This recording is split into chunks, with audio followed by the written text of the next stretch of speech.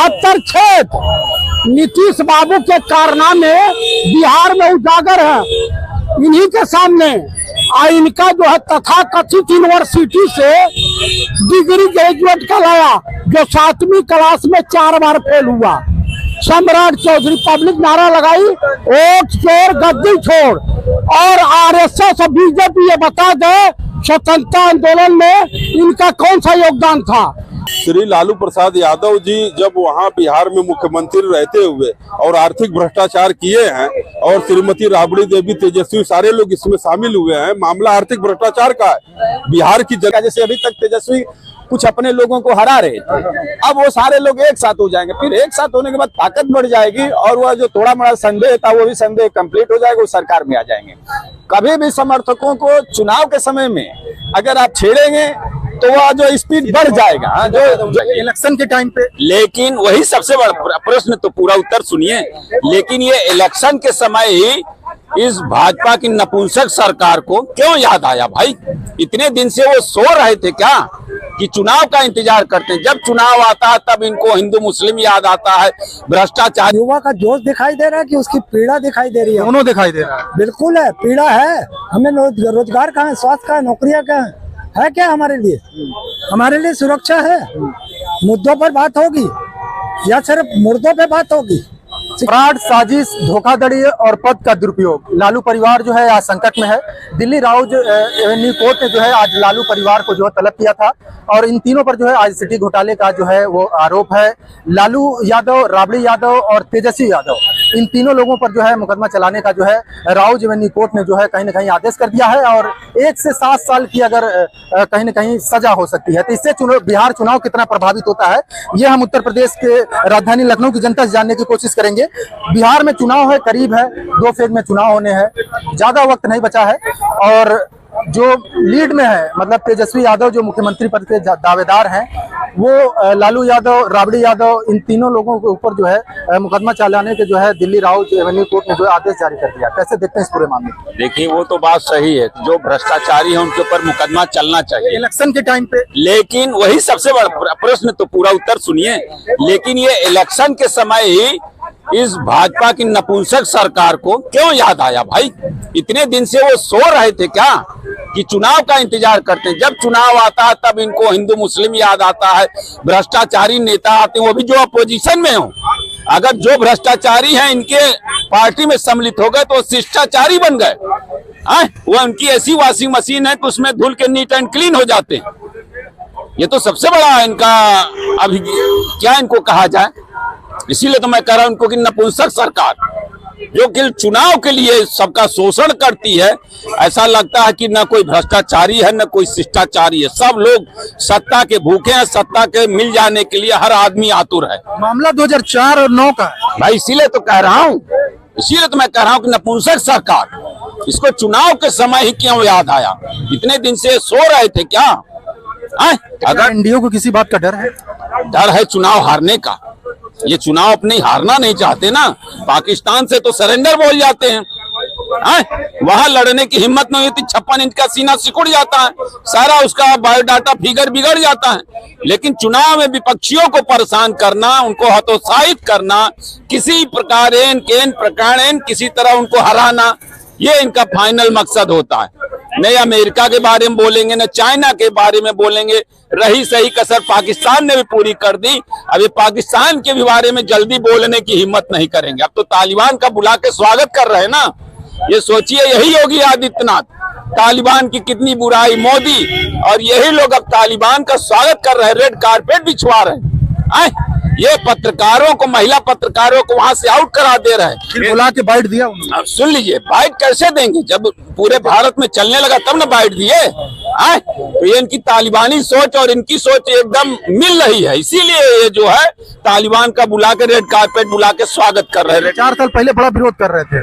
अरे अभी योगी आदित्यनाथ की स्पीच में सुन रहा था कि कितना वो तालिबान के बारे में बोल रहे थे। तो ये भगवा पहनने से ये लगता है कि ये तालिबानी सोच के बिल्कुल जो है एकदम नक्शे कदम पे चल रहा है। जो उनकी महिलाओं के बारे में, देशवासियों के बारे में सोच है, वही सोच को ये जो है निर्देशित कर रहे हैं, उसी को धारा पे लागू कर रहे हैं। अच्छा, एक बात समझने की कोशिश करेंगे जिस तरीके से लालू परिवार आरजेडी पार्टी के सभी, चाहे लालू यादव हुए, राबड़ी यादव हुए, यहाँ तक कि मुख्यमंत्री पद के दावेदार तेजस्वी यादव, इन तीनों लोगों को तलब किया गया था। तो अगर कुछ कार्रवाई होती है, मुकदमा करने के कोर्ट ने आदेश किए हैं, तो भविष्य क्या होगा चुनाव का? देखिए, इस समय जो भी कार्रवाई हो मैं उसकी घोर भर्त्सना करता हूँ, क्योंकि इनके पार्टी में जो भी हैं वो भ्रष्टाचारी शिष्टाचारी बन चुके हैं, और जो अपोजिशन में है वो भ्रष्टाचारी हैं। यही चुनाव के समय ही क्यों यही कानूनी कार्रवाई आपको 2-4 महीना, साल भर पहले, 2 साल पहले, जब इतना पुराना मामला लालू यादव जब रेल मंत्री थे तब का है ना। यानी जनता समझ, जनता सब समझ रही, जनता जाग रही है, समझ रहे हैं कि इनका जवाब जो वोट से, बैलेट वोट से देगी। अगर ईवीएम ने साथ दिया, क्यों, अगर ईवीएम ने इनका साथ दिया तो ये फिर सबको हराएंगे, क्योंकि ईवीएम के भी तो ये चोर हैं। ये डर की वजह से कार्रवाई हो रही है, डर की वजह से ही कार्रवाई हो रही है, समझ रहे हैं कि नहीं। और कोई बात नहीं है, नहीं तो ये इतने बड़े जो है वो नहीं है।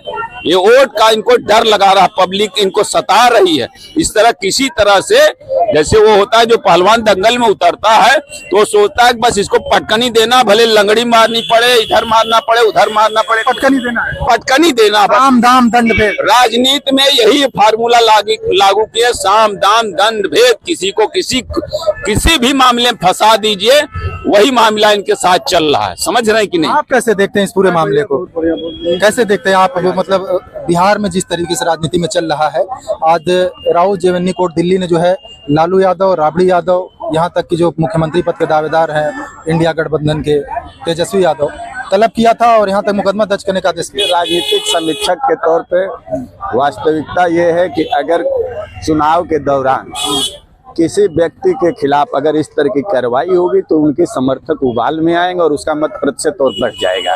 ये रिएक्शन किसका है? आरजेडी को होगा, जिसके नेता को आप बंद करेंगे वो उबाल आता है ना। तो ये जानबूझकर उसको खोज के उबाल कर दिए। जो थोड़ा सा वो अपनों से लड़ रहे थे वो अपने भी इनके एक साथ हो जाएंगे, उसकी सरकार बन जाएगी। मतलब वो खुद पैर पे कुल्हाड़ी मार लिए। हाँ, यही है। देखिए, राजनीतिक समीक्षक जो भी करेगा, आज देखिए बड़े बड़े नेता जो है पार्टियां उनको छोड़े रहते हैं कि अगर बंद कर देंगे तो इनके समर्थक सड़क पे आके लड़ने लगेंगे, एकजुट हो जाएंगे। जो वो परिवार आपस में लड़ रहा है, जैसे रोहिणी का है, तेज प्रताप का है, साधु का है, जब ये सारे वो हो जाएंगे तो फिर वो परिवार एक होकर के एक साथ लड़ने लगेगा। तो जो इनका ये अभियान है दूसरे को हराने का, जैसे अभी तक तेजस्वी कुछ अपने लोगों को हरा रहे थे, अब वो सारे लोग एक साथ हो जाएंगे। फिर एक साथ होने के बाद ताकत बढ़ जाएगी और वह जो थोड़ा मोड़ा संदेह था वो भी संदेह कंप्लीट हो जाएगा, वो सरकार में आ जाएंगे।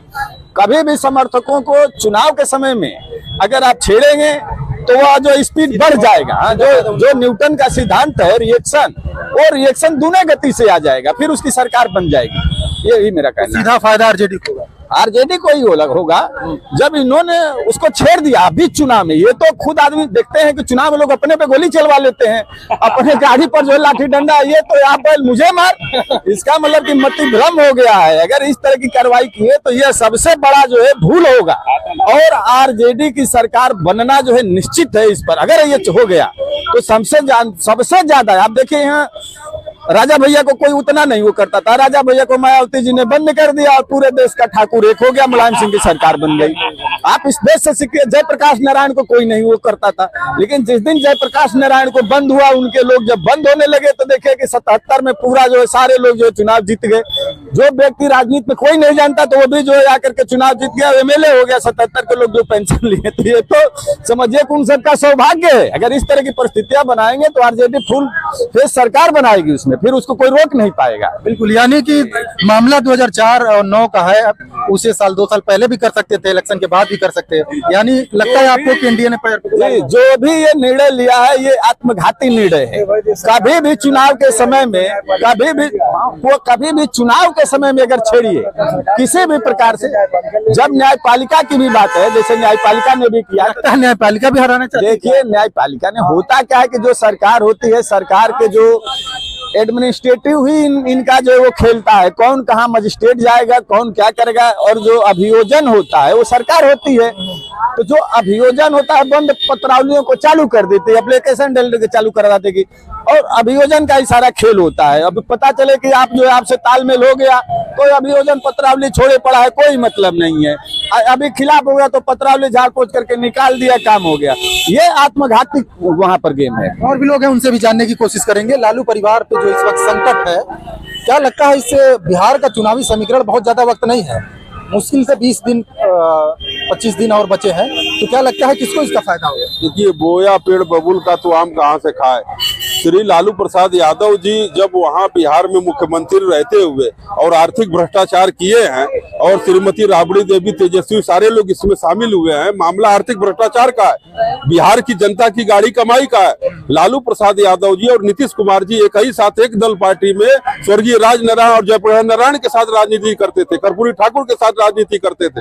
लेकिन इन लोगों ने सुचिता और ईमानदारी राजनारायण जी से नहीं सीखी, जयप्रकाश नारायण से नहीं सीखी, जॉर्ज फर्नांडिस से नहीं सीखा, शरद यादव से नहीं सीखा। इन लोगों ने राजनीति का बंटाढार कर दिया, जनता का पैसा का इन्होंने बंटाढार कर दिया और अपने परिवार को स्थापित करने के लिए लोकतंत्र में राजतंत्र ले आए। और बिहार की जनता इसीलिए वहां इन्हीं से अलग होकर श्री नीतीश कुमार जी आज समता पार्टी जॉर्ज फर्नांडिस के साथ रहे, जनता दल यू के बना करके आज ईमानदारी के बल पे बिहार में मुख्यमंत्री बार बार बने। जनता उनके साथ है। भारत का पहला मुख्यमंत्री है जिसने बिहार के अंदर महिलाओं को, बहनों को देखते हुए शराबबंदी का काम किया, और बिहार की माताएं बहनें खुश हैं, महिलाएं 100% उनके साथ है। हर घर जल योजना नीतीश जी ने दी। बिहार कभी सड़कों में गड्ढा था, सड़कों को दुरुस्त किया।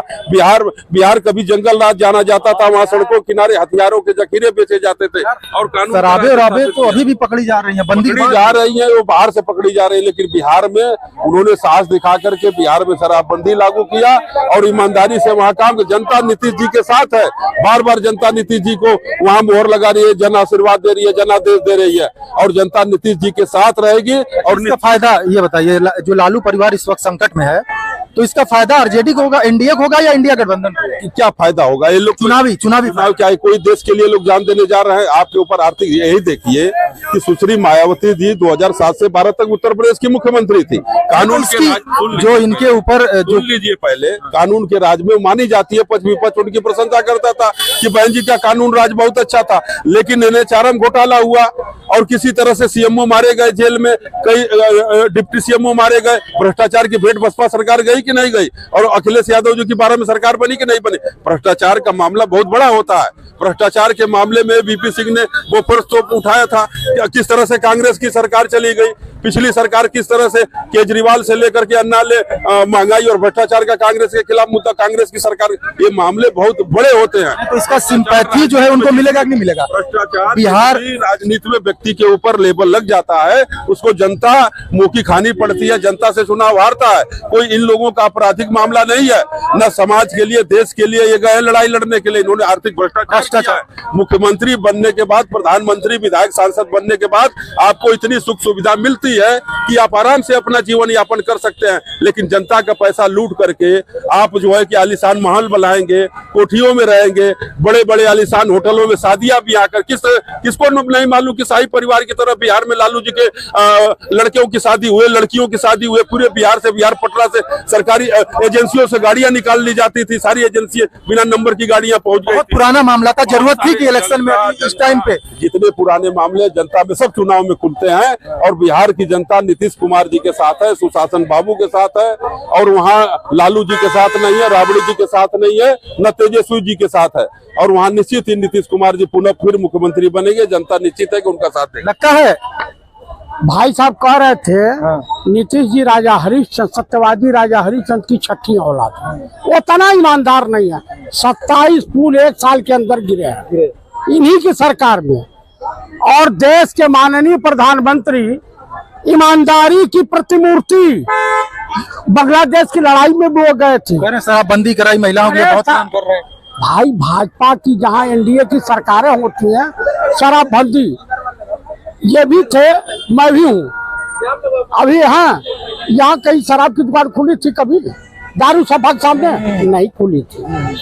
आप मुझे बताइए कि वहाँ विकलांग शराब बेच रहे हैं, गांजा बिक रहा है, भांग बिक रही है, चरस बिक रहा है, ब्राउन शुगर बिक रहा है, सूखा नशा बिक रहा है। उसके बाद आइए कि वहाँ करप्शन है 72,000 करोड़। मैं नहीं कह रहा हूँ, कैग की रिपोर्ट है, कैग की रिपोर्ट है कि 72,000 करोड़, 72 लाख करोड़ का घोटाला बिहार सरकार के नेतृत्व में हुआ। कहने मोदी जी वीडियो भेज देते हैं।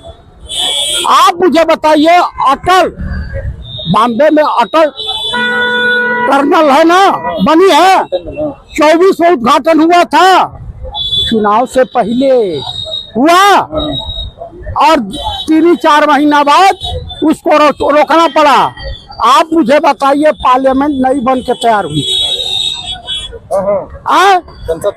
संसद भवन, और झरना की तरह से पानी गिर रहा था। अब ये लोग जो है करप्शन पर बात करेंगे। बताइए, इन्हीं के पार्टी का एक नकली दवा का व्यापारी है, बिहार में फैक्ट्री लगाया, मंत्री है, पंडित जी हैं। आप बताइए, चारा घोटाले के आरोपी जगन्नाथ मिश्रा थे, पूर्व मुख्यमंत्री, उन्हीं का लड़का, वो भी जल गए थे, उन्हीं का लड़का भाजपा। यह मामला तब नीतीश लालू साथी में थे। नीतीश कुमार खा गए जॉर्ज फर्नांडिस को, नीतीश कुमार खा गए शरद यादव को। नीतीश ऐसा कोई सगा नहीं जिसे नीतीश ने ठगा नहीं। अरे सुशासन बाबू सरकार बहुत बढ़िया सुशासन है कि मंच पर किसी महिला को पकड़ ले रहा है। अरे आरोप लगा। अरे अब क्या इन लोगों को बताया जाए, प्रधानमंत्री के सामने, गृह मंत्री के सामने, नहीं प्रधान पूरी सोशल मीडिया पे है, ये बता रहा है विक्षिप्त होगा। अपने अब छुपाओ हंसे, चलाइयो हंसे, जेमा 72 खेत नीतीश बाबू के कारनामे बिहार में उजागर है। इन्हीं के सामने इनका जो है तथाकथित यूनिवर्सिटी से डिग्री ग्रेजुएट का लाया, जो 7वीं क्लास में 4 बार फेल हुआ। सम्राट चौधरी पब्लिक नारा लगाई, वोट चोर गद्दी छोड़, और आरएसएस और बीजेपी ये बता दे स्वतंत्रता आंदोलन में इनका कौन सा योगदान था। ये भाजपा जो अंग्रेजों के एजेंट के तौर पर काम करते थे, वो हमको पाठ चढ़ पढ़ाएंगे। किसको फायदा होगा इस इंडिया गठबंधन की सरकार? ये महाराज गिरिराज जैसा कैबिनेट मंत्री, कौशी के बिरादरी, कुशी के गांव के लोग दौड़ा करके अनाप शनाप आप शब्दों का इस्तेमाल करते हुए गांव से थपड़ा मार के बाहर कर रहे हैं। जाए दिन इंडिया गठबंधन के विधायकों का कपड़ा फाड़ी रही पब्लिक, नहीं समझ में आ रहा है। ये तो कह रहे हैं कि इंडिया गठबंधन की हवा फुल है। अरे इनको कहने दीजिए, ये लोग विपक्ष नहीं विक्षिप्त हो गए मानसिक रूप से। और ये लोग देखिए, लोकतंत्र में जनता जनार्दन होती है, जनता जवाब देती है। अगर आपका जन कल्याणी कार्य है, लोक कल्याणकारी कार्य है, तो जनता आप पे मोहर लगाती है। नीतीश कुमार जी की नीतियों पे जनता ने मोहर लगाया, नीतीश कुमार जी के कार्यों पे जनता ने मोहर लगाया, नीतीश कुमार जी के विकास के रूप में जनता ने मोहर लगाया। आज ये लोग तिलमिला गए हैं हार देख करके, और अपने नेता के आर्थिक भ्रष्टाचार में फंसने की वजह से आज इन लोगों के भागने का रास्ता नहीं बच रहा है। चुनाव में कैसे हम जिसको मुख्यमंत्री का चेहरा बना रहे हैं उसके ऊपर आर्थिक भ्रष्टाचार को आरोप है। भारतीय जनता पार्टी और जेडीयू ने तो कल ही अपना सीट शेयरिंग कर लिया, 101 सीट जेडीयू और 29-30 सीट चिराग पासवान लड़े, हम और सबको सीट। आपका तो तय नहीं है कि मुख्यमंत्री का चेहरा कौन होगा, कौन कांग्रेस कितने पे लड़ेगी, आरजेडी कितने पे। राजनीति भाग दौड़ का खेल है। जो जितना तेजी से दौड़ेगा उतने तेजी से मंजिल को पाएगा, जो पीछे रहेगा वो पीछे ही छूट जाएगा। जेडीयू बीजेपी बहुत आगे है, अभी इन लोगों का नेता तय नहीं है, अभी इन लोगों की सीट तय नहीं है, अभी इन लोगों का गठबंधन फाइनल नहीं है।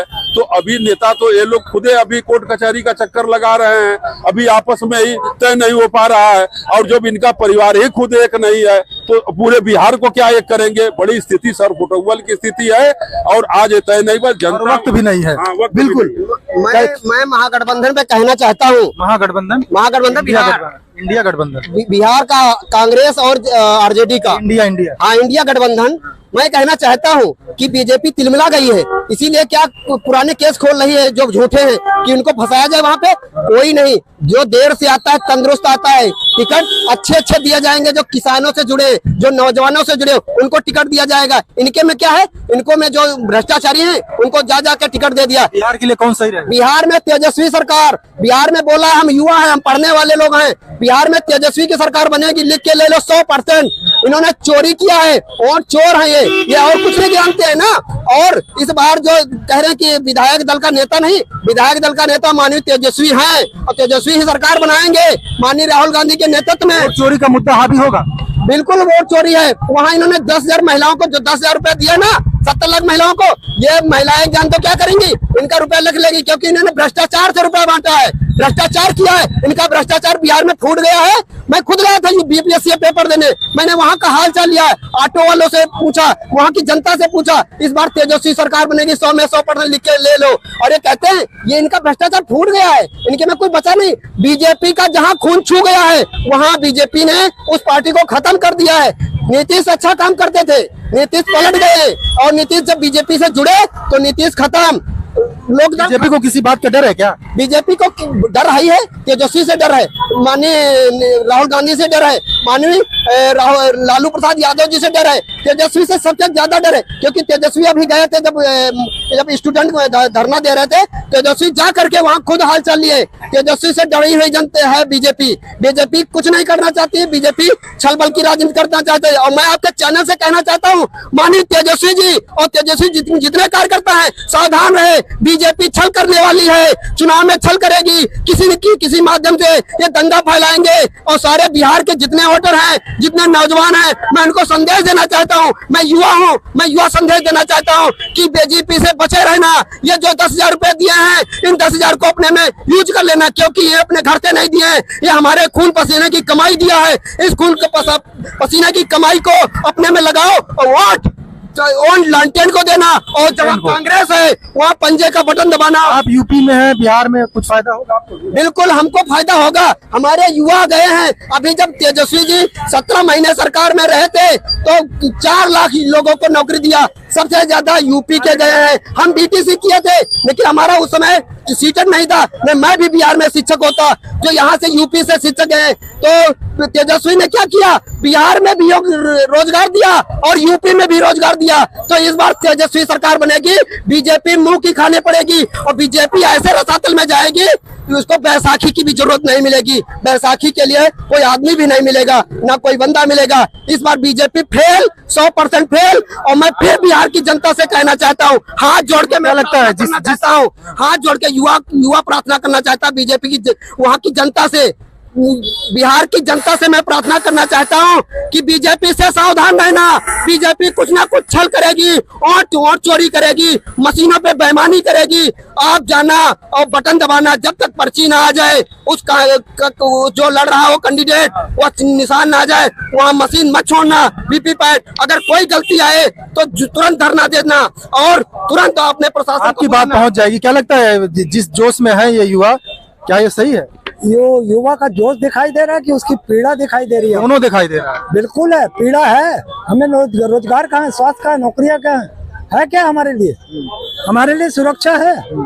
मुद्दों पर बात होगी या सिर्फ मुर्दों पे बात होगी? शिक्षा, रोजगार, स्वास्थ्य, नौकरियां, महंगाई, सुरक्षा पर कोई बात नहीं होगी तो युवा का दर्द तो छलकेगा ही। जब ये कह रहे हैं कि हमें नीतीश कुमार की सरकार से कुछ नहीं मिला, मगर जब तक ये यादव जी रहे, तेजस्वी जी, 450 नौकरियां दी गई थी, 4.5 लाख दी गई थी। तो आप ये समझिए कि इसका दर्द तो छलकेगा ही। और ये दर्द नहीं है, दर्द महिलाओं का भी है, युवाओं का भी है। शिक्षा से भी मतलब है, स्वास्थ्य से भी मतलब है। किसी भी क्षेत्र में अगर 20 साल से जितने समय पे तेजस्वी के साथ रहे, कुछ ना कुछ काम लोगों को दिखे, मगर भाजपा के साथ रहते हुए अब क्या हुआ? नीतीश कुमार का पिछले बार में 45 सीटें थी, उससे पहले शायद 70-75 सीटें थी, और इस बार क्या आप अगर डाउनफॉल देखेंगे तो 45 का आधा कितना होता है? 12 या 22। 101 सीटें मिली, 22 है लड़ने के लिए 101 सीटें मिली नहीं, उस पे तो आ रहा हूँ। वो तो वहाँ पे तो एक बहुत बड़ा आपसे खुलासा करने जा रहा हूँ। मैं 45 सीटों की बात कर रहा हूँ कि 45 से क्या सीधा 22, 22.5 सीटों पे आ जाएंगे क्या तेजस्वी यादव, वो नीतीश कुमार जी? तो अब आता हूँ 101 पे। बिल्कुल बहुत बड़ी, एक मिनट यार, ये गलत बात। 150 सीटें कही थी भारतीय जनता पार्टी ने, हम 150 सीटों पे लड़ेंगे, बाकी हम लोग सब बांट लेंगे और हमारा मुख्यमंत्री बनेगा। ये बात तय कर लीजिए। 140-50 के आसपास ये सीटें लेना चाहते थे, मिली कितनी? 101। सुन तो लीजिए, तो खुले आम इन्होंने, बीजेपी ने कबूल कर लिया कि हम सत्ता में नहीं आ रहे और अंधभक्तों को बस चटनी दिए जा रहे थे पिछले साल भर से कि हमारा मुख्यमंत्री बनेगा, हमारी सरकार बनेगी। हमें 101 में क्या 101 ले जाओगे? और सवाल 101 ले जाने का भी नहीं, सवाल 101 पे लड़के क्या तुम सरकार बना लोगे? तो हार तो बीजेपी ने पहले ही मान ली है और अब मिलके तो बनाएंगे। तो फिर एनडीए की सरकार का है ना, फिर बीजेपी की सरकार क्यों कह रहे? यही तो सवाल आ रहा है ना आपके सामने। एनडीए की सरकार कहिए ना, फिर कहिए कि फिर नीतीश कुमार मुख्यमंत्री बनेगा, आप कुछ नहीं कर पाओगे। वो पागल नंबर 1 है, वो 11वीं बार मुख्यमंत्री बन सकता है, मगर ऐसा होगा इसलिए नहीं क्योंकि इस बार आप ये समझिए कि जनता परेशान है, त्रस्त है, शिक्षा, रोजगार, स्वास्थ्य, नौकरियां, महंगाई और सुरक्षा को लेकर। इस बार कोई एजेंडा इनका चलने वाला नहीं है। वोट चोरी वाला बड़ी बात, सबसे बड़ी अभी बता रहा हूं, सबसे बड़ी बात इन्होंने जो तेजस्वी परिवार में जो ये FIR करके उन पर केस दायर करने की बात की है, तो कहीं ना कहीं बीजेपी एक्सपोज हो रही है कि ये कमजोर पड़ रही है, ये अपने पैर पे मनोबल गिराना चाह रही है, ये आप मेंटल हैरेसमेंट करना चाह रही है। नतीजे क्या होंगे ये तो कोर्ट में पता चल जाएगा ना कि ये इन्होंने जुर्म किया या नहीं किया। आप जबरदस्ती फंसा के किसी को मेंटली टॉर्चर कर रहे हो। अब कहीं रही बात वोट चोर की, वोट चोर का मुद्दा सिर्फ बिहार का ही नहीं है, पूरे देश का मुद्दा। वोट चोर, गद्दी छोड़, ये तो चलेगा ही चले।